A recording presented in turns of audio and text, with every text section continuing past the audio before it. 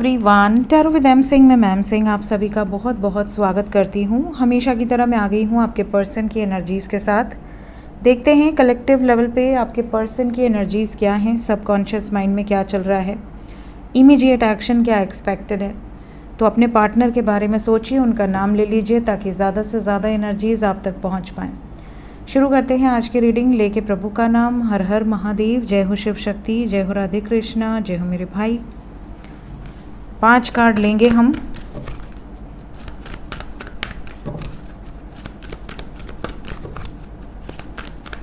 Five cards. Please बताएं angels क्या चल रहा है सबकॉन्शियस माइंड में।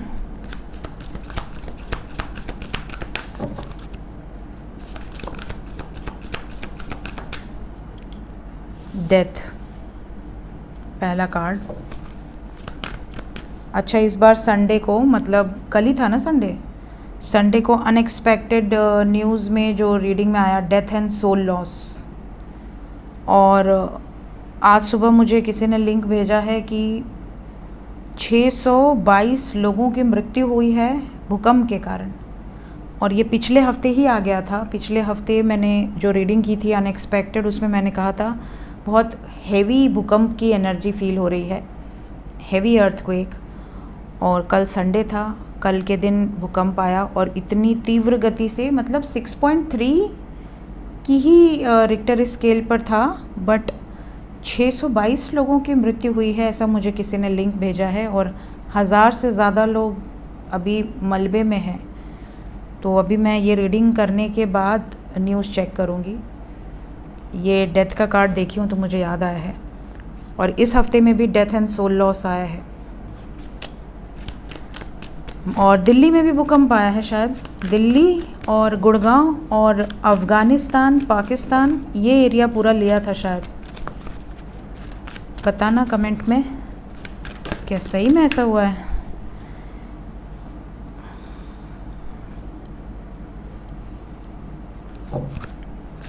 डेथ एंड एम्प्रेस आपके पार्टनर की एनर्जी में आया है। थर्ड पार्टी एंडिंग नज़र आ रही है यहाँ। तो देखिए 9 एनर्जी में अब हम आ रहे हैं। यहाँ पर 9वां नंबर जो होता है ये एंडिंग का होता है। रीडिंग की शुरुआत ही डेथ से हुई है और एम्प्रेस की एनर्जी है। अभी हम क्लैरिफाई करेंगे। 2 कार्ड और एम्परर भी आ गए एंड डेथ है तो फूल भी आएगा। उम्मीद की जा सकती है फूल के आने की, but we have the word.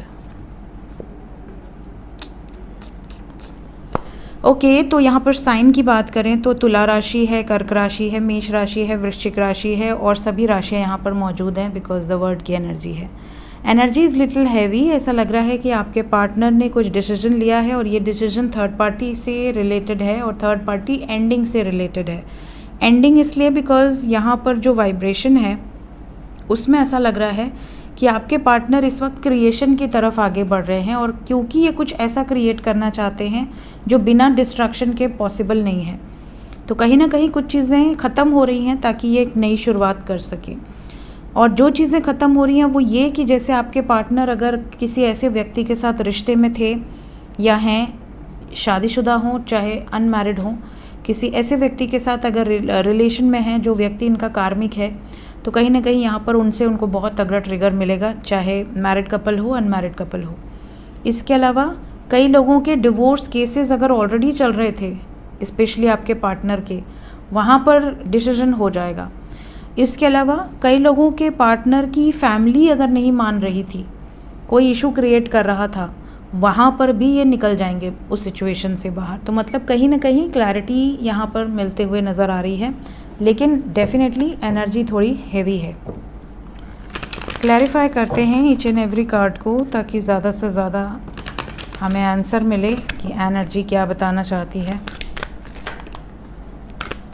Clarify करें एंजल। सबसे पहले डेथ कार्ड लो कर लो। डेथ को टावर ने क्लैरिफाई कर दिया, थंडरबोल्ट।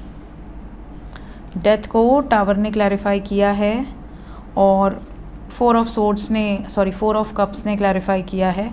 तो यहाँ डिसअपॉइंटेड थे बहुत समय से, ऐसा नहीं कि यह आज अचानक हो गया। डिसअपॉइंटमेंट बहुत टाइम से थी, आज बस गुस्सा फूटा है। और यहाँ से भी डेथ के बाद एम्प्रेस है, यहाँ से भी एम्प्रेस आया है। इसका मतलब दिस एनर्जी इज़ 100% करेक्ट।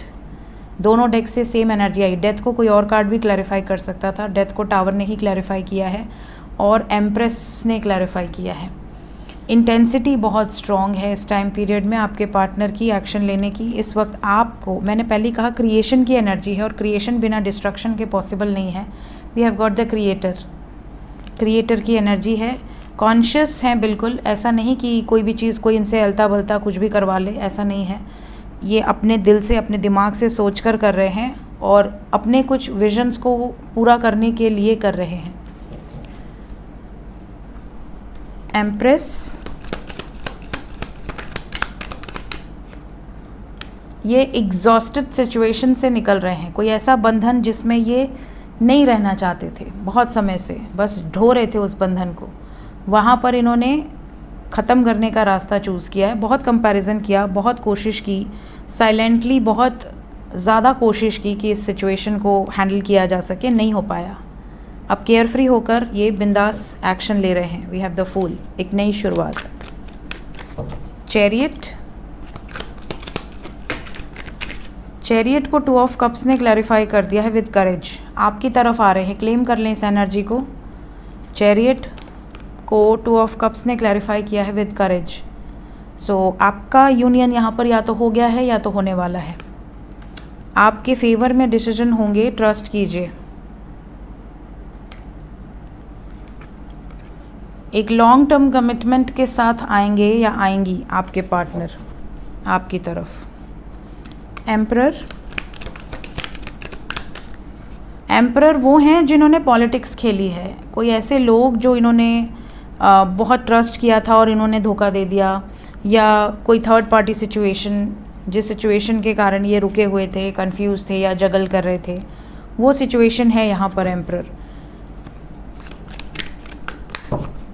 कैसा जजमेंट है? जजमेंट को जजमेंट ने ही क्लैरिफाई कर दिया है विद एक्सपीरियंसिंग। ये इस ट्रैप्ड सिचुएशन से और कार्मिक बंधनों से मुक्त होने वाली एनर्जी है। इस वक्त ये जो भी कर रहे हैं अपने सबकॉन्शियस माइंड से सोच समझ कर रहे हैं। पास्ट लाइफ्स का रोल यहाँ बहुत इम्पॉर्टेंट है। पास्ट लाइफ कर्मास हील हो रहे हैं। द वर्ड को एम्परर ने क्लैरिफाई किया है। इस टाइम पीरियड में आपके पार्टनर किसी की भी नहीं सुनने वाले, ये सिर्फ अपने दिमाग से सुनेंगे, अपनी गाइडेंस को फॉलो करेंगे और कंप्लीशन की तरफ आगे बढ़ेंगे। Just go with the flow वाली एनर्जी है, कोई रोक नहीं सकता इन्हें। सो ये इस वक्त इनकी एनर्जी है, काफ़ी हैवी एनर्जी है, डिस्ट्रक्टिव एनर्जी है, बट फेवरेबल है, आपके फेवर में है।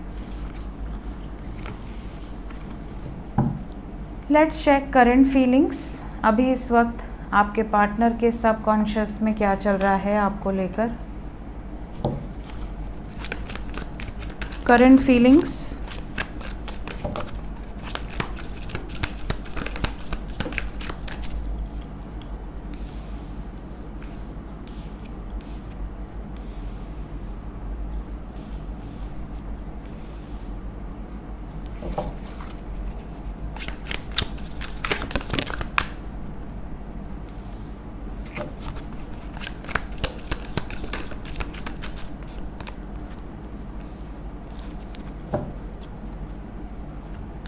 करंट फीलिंग्स में यहाँ पर सबसे पहला मैसेज तो ये आया है कि इनको क्लैरिटी मिल चुकी है।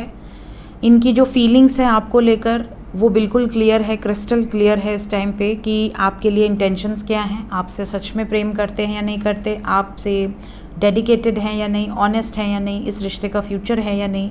ये सब इन्होंने सोच समझ लिया है, सब क्लैरिटी इनको मिल गई है और अब इन्हें ऐसा लगता है कि अब बहुत ज़्यादा एक्साइटमेंट है आपके साथ ज़िंदगी बिताने की।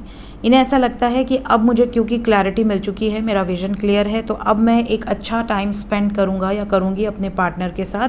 फाइनली हमारा जो एक बुरा वक्त होता है ना, तो जब हम सांस नहीं ले पाते हैं, घुटन होती है हमें, और जब हमें एक रिलीफ मिलती है कि हाँ वो टल गई मुसीबत जो भी थी, तो हमें कैसे सुकून की सांस हम लेते हैं, तो वो वाली एनर्जी है यहाँ पर। इन्हें ऐसा लग रहा है कि सब कुछ पीछे छूट जाए, बट मुझे एटलीस्ट एक क्लोजर मिल जाए, मुझे ये क्लैरिटी मिल गई है और अब मैं आगे बढ़ सकती हूँ या बढ़ सकता हूँ।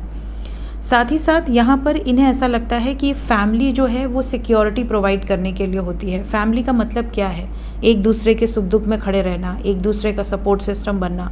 अगर फैमिली ही अगेंस्ट हो जाए, फैमिली ही बेकार हो जाए, फैमिली ही हर बात में इंटरफेयर करे और सारा दुश्मनी फैमिली ही निभाने लगे, तो ऐसी फैमिली की क्या नीड है?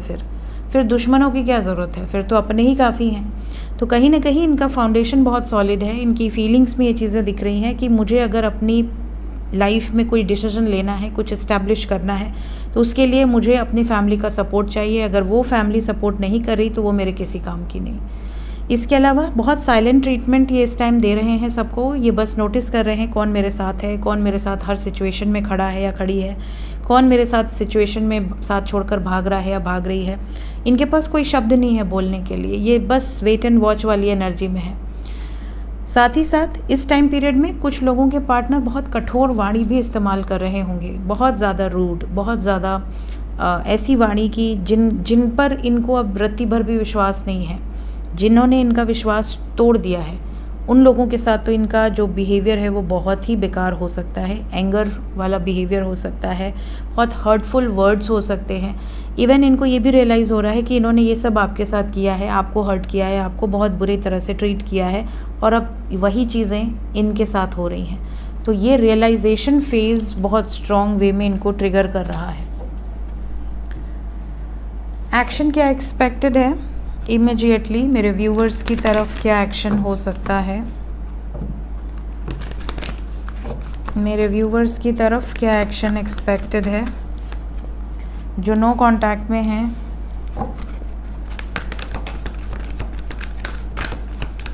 जो नो कांटेक्ट में हैं, आपकी सभी इच्छाएं पूरी होने वाली हैं। चाहे वो शादी से रिलेटेड इच्छा हो, चाहे बस दोस्ती की इच्छा हो, चाहे कमिटमेंट की इच्छा हो, चाहे आपसे सिर्फ बात कर लें इतनी ही इच्छा हो, जो भी आपकी विश थी वो पूरी होने वाली है।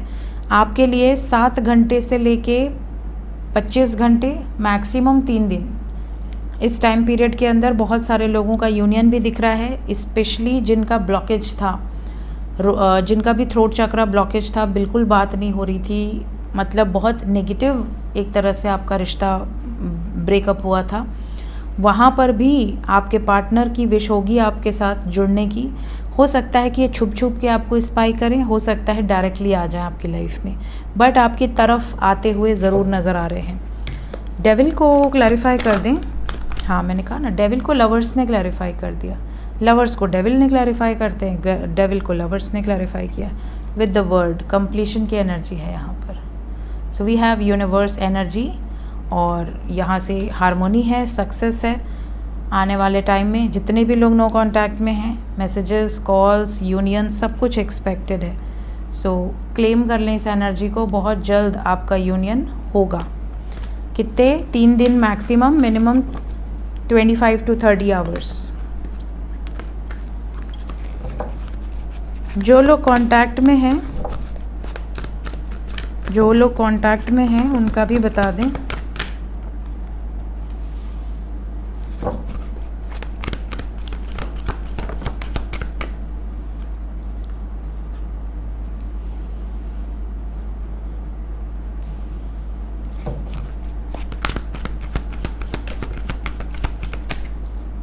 जो लोग कांटेक्ट में हैं ऑलरेडी और एक्सपेक्ट कर रहे थे कि मेरा पार्टनर मेरे लिए स्टैंड ले, मेरा पार्टनर मुझे कमिटमेंट दे, मेरा पार्टनर मेरे लिए अपने परिवार में बात करे, तो यहाँ पर आपके पार्टनर इंडिपेंडेंटली आपके लिए स्टैंड लेते हुए नज़र आ रहे हैं। और ये जो भी एनर्जी है ये 7 घंटे से 25 घंटे के अंदर की है।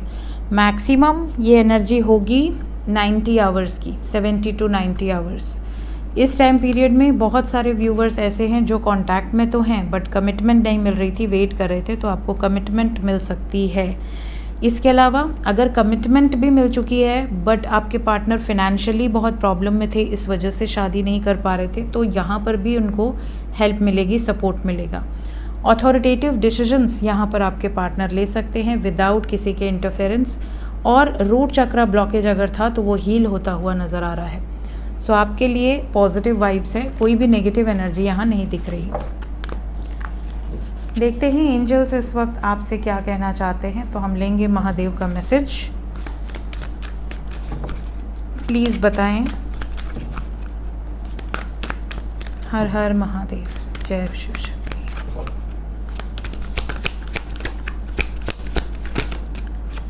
पहला मैसेज है, Bholenath, being polite, open up a new world of possibilities and happiness with your words of mouth. Convey your message in a polite manner. यहाँ पर आपको कहा जा रहा है कि आपकी लाइफ में बहुत सारी पॉसिबिलिटीज़ हैं, आपकी लाइफ में हैप्पीनेस है, आप सब कुछ डिज़र्व करते हैं। तो अपने शब्द जब आप निकालते हैं तो उसको आप बहुत ध्यान से, बहुत पोलाइटली और बहुत ही पॉजिटिव वर्ड्स होने चाहिए, ताकि आपका जो मैसेज है वो ईश्वर तक पहुंच पाए, यूनिवर्स तक पहुंच पाए और ईश्वर आप पर कृपा करें।